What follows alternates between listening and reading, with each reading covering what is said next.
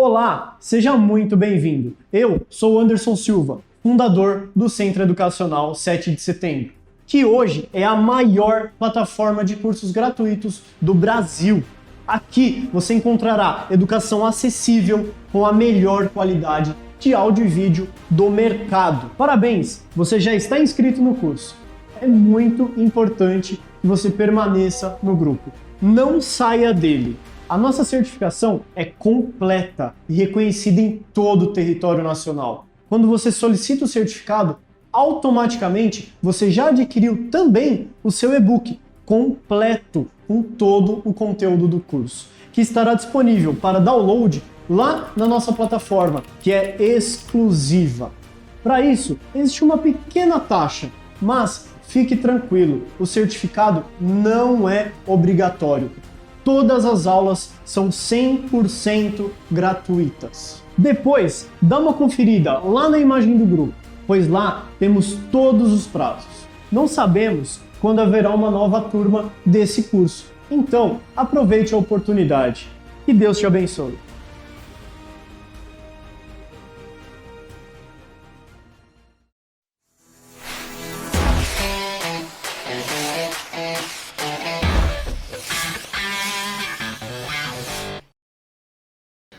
Fala pessoal, beleza? Bem-vindos ao nosso curso de psicomotricidade. Eu sou a professora Ana e a gente vai se encontrar ao longo de 5 aulas para entender tudo sobre a psicomotricidade. Então a gente vai compreender desde o que é, como surgiu, e aí a gente vai avançar para as metodologias que existem dentro da psicomotricidade. Então, como eu acabei de falar, vamos começar por onde? Pelo começo. O que é a psicomotricidade? Eu trouxe, primeiramente, 2 definições de autor e também da própria Associação Brasileira de Psicomotricidade que explicam o que é. Mas depois a gente vai fazer uma versão resumida, mastigada, para ficar claro o conceito. Então vamos lá. O que é a psicomotricidade segundo a Associação Brasileira? É a concepção de movimento organizado e integrado, grava essa palavra, em função das experiências vividas pelo sujeito, cuja ação é resultante de sua individualidade, sua linguagem e a sua socialização. Vocês vão ver que tanto nessa definição quanto na próxima, a gente vai ver muita palavra integrado, interação, e a gente vai compreender como isso aí está relacionado. O que Costa, um autor, lá em 2002, postulou? A psicomotricidade baseia-se em uma concepção unificada da pessoa, que inclui as interações, lembra lá que eu falei, interação, integração. Então, quais são essas interações? Cognitivas, sensório-motoras e psíquicas, na compreensão das capacidades de ser e de expressar-se a partir do quê? Do movimento, em um contexto psicossocial. Agora vamos trocar em miúdos. O que é a psicomotricidade? É um movimento integrado, voltado ao desenvolvimento global do indivíduo. Ana, você já falou do integrado, da interação, mas a interação do quê? O que é esse desenvolvimento global? O que a gente está buscando? Quando a gente fala de promover o desenvolvimento global e a interação das esferas, olha só o que é. É a interação tanto do campo cognitivo, afetivo e motor. Então, vou dar um exemplo numa aula de educação física, por exemplo, para criança. Não é só jogar uma bola e falar chuta, ou ensinar um passe. Não, é algo que vai muito além. Porque não está só privilegiando o movimento, o aspecto motor, mas ele também olha para quê? Para a afetividade, para o aspecto cognitivo. Então é por isso que a gente fala que é uma coisa integrada. Não é só o movimento pelo movimento, é o movimento além, é um movimento consciente, organizado e integrado. E aí vamos entender como é que surge a psicomotricidade. Só que para a gente falar desse surgimento, a gente tem que voltar muito no tempo para entender como tudo aconteceu. Então vamos lá. Quando a gente fala de história, puxa lá na memória a aula do ensino médio, ali da escola. A Europa, principalmente, né, passa pelo período que a gente fala que é a Idade Média, século IV ao XV. Ana, por que você está falando disso? Calma que você já vai entender. Nessa época, pessoal, quem mandava e desmandava na vida das pessoas, nas decisões políticas? A igreja. A igreja Ana, tá falando mal da religião? Não, eu estou falando da instituição igreja. Então, calma lá. E nessa época, pessoal, nós não tínhamos um microscópio bem desenvolvido, nós não poderíamos ter grandes pensadores. Por quê? Lembra que eu falei que a igreja que ditava tudo? Nessa época, tudo e qualquer coisa era atribuído ao sobrenatural. A pessoa tem cabelo ruivo. É coisa do diabo. Meu filho nasceu com uma deficiência. Porque você é pecador e Deus está te punindo. Então tudo tinha alguma explicação mirabolante por trás. Então era tudo muito conservador, tudo muito punitivo. Então não tinha espaço para pensar, vou desenvolver uma pesquisa, vou aprimorar a ciência. Negativo. Por quê? Quem ousava fazer qualquer coisa fora ali do script era punido. E não à toa, esse período é chamado de Idade das Trevas. Beleza? Avançamos no tempo, chegamos na Idade Moderna, século XV ao XVIII. Pessoal, acontece, né? Nada é para sempre. Então, se antes era tudo punitivo, conservador, ia para fogueira, não podia questionar, não podia nada, agora a coisa começa a mudar de figura. Por quê? Surge um movimento artístico, cultural, literário, chamado de Renascimento.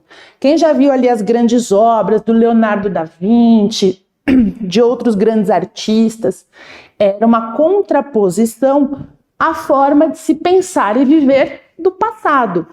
E isso acabou refletindo no campo do pensamento, dos estudos. Por quê? Começam a surgir os estudos mais próximos dos conceitos que a gente tem hoje, que vai se concretizar muito porque surge, nesse período histórico, um fenômeno, um fato chamado Revolução Industrial. O que acontece? A Revolução Industrial, ela tá ali, ligada com o capitalismo. Ana, calma. Ciência, Revolução Industrial, capitalismo, socorro.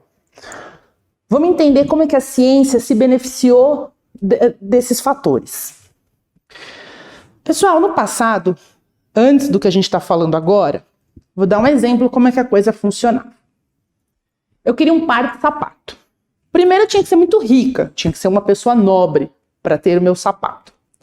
Eu ia no artesão, encomendava um sapato sob medida para mim.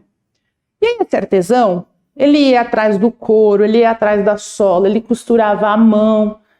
Então era tudo muito caro. Por isso que ninguém praticamente tinha acesso aos produtos. Quando surge a Revolução Industrial, baseada nas teorias do capitalismo, pensa comigo, eu sou dona de uma indústria de sapato. Eu quero produzir em larga escala. Por quê?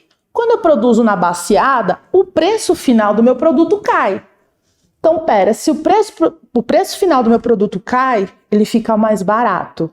E se fica mais barato, mais pessoas compram e mais dinheiro entra para mim. Só que para eu produzir na baseada, eu preciso do quê? De maquinário. Eu preciso de mão de obra. Então começam a surgir os equipamentos, as tecnologias, e isso acaba se refletindo também na ciência, com o aprimoramento de alguns instrumentos de estudo, o aprimoramento de metodologias. Então, se antes, lá atrás, era tudo o que o Deus, o diabo, o pecado, agora as coisas começam a clarear. E aí, beleza. Chegamos não nos dias atuais, né, mas na fase, no momento histórico que vivemos, que é o quê? A Idade Contemporânea. A Idade Contemporânea começa no século XVIII e vem até os dias de hoje. Pessoal, acabei de falar para vocês que se antes era tudo Deus e o diabo, a coisa começa a clarear, só que aí a coisa vai para um outro extremo. Tudo se busca uma explicação científica racional.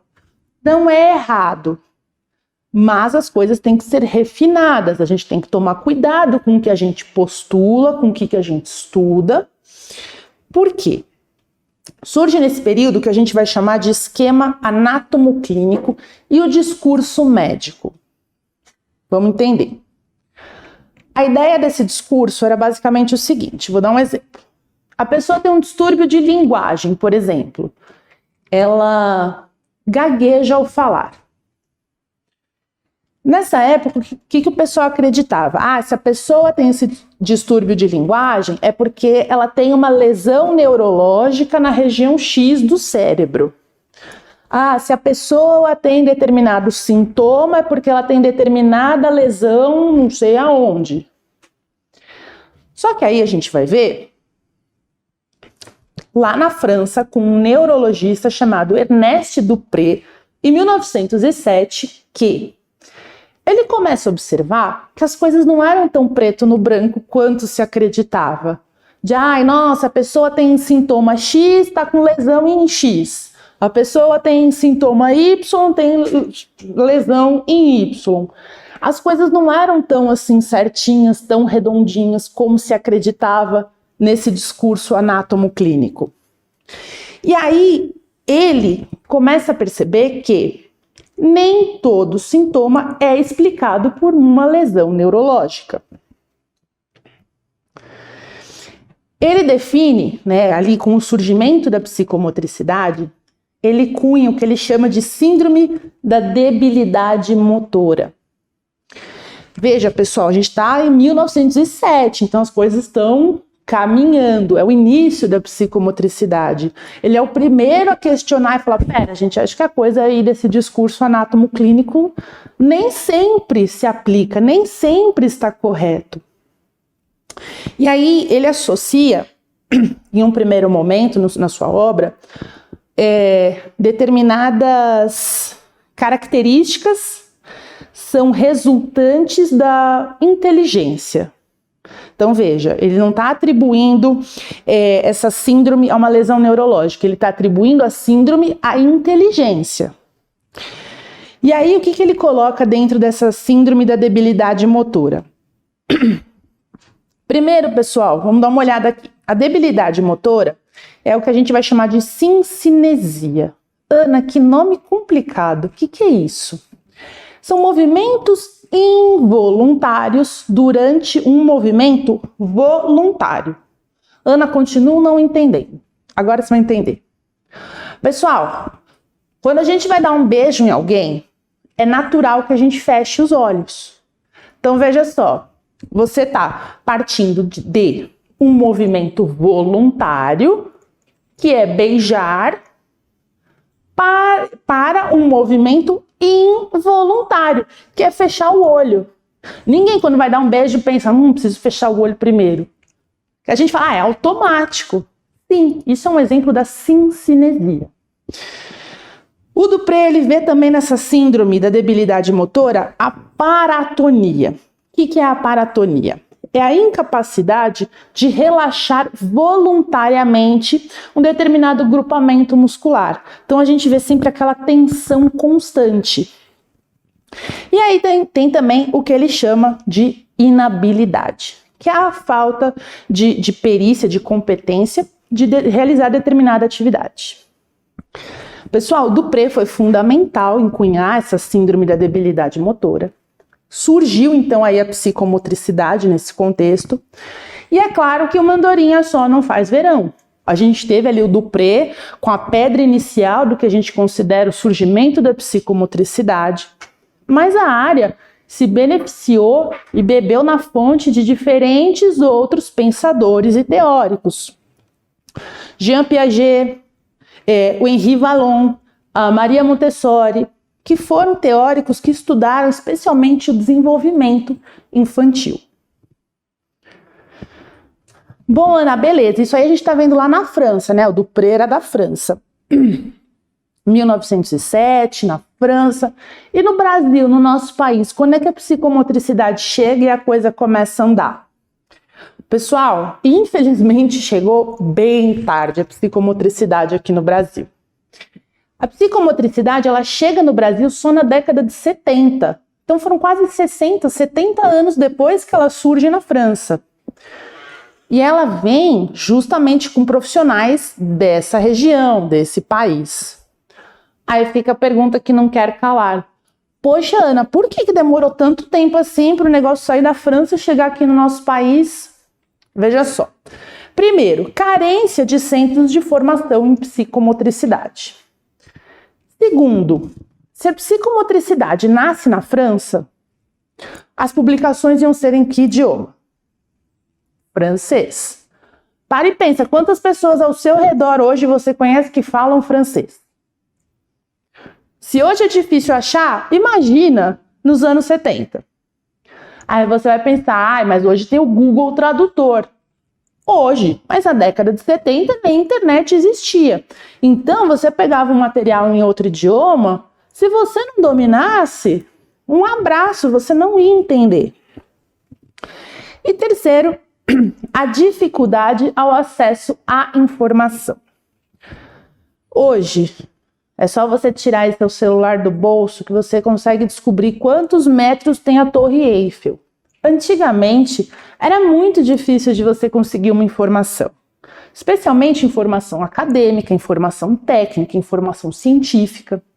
Veja só, primeiro, você tinha que provavelmente estar em algum centro urbano bem grande, que tivesse uma universidade com uma boa biblioteca, para que você pudesse ir até a biblioteca, procurar o título, caso desse, poderiam te emprestar ou um livro, um material, ou ainda encomendar. Era um transtorno, não era tão simples como é hoje. Então junta dificuldade de acesso à informação, falta de centro de formação em psicomotricidade e publicações em francês, aí demorou mesmo para a coisa engrenar por aqui. Quando surgem as primeiras publicações científicas sobre psicomotricidade no Brasil, geralmente são quem? Os professores e pesquisadores da educação física que davam aula nas matérias de licenciatura, sobretudo nas disciplinas ligadas à educação infantil.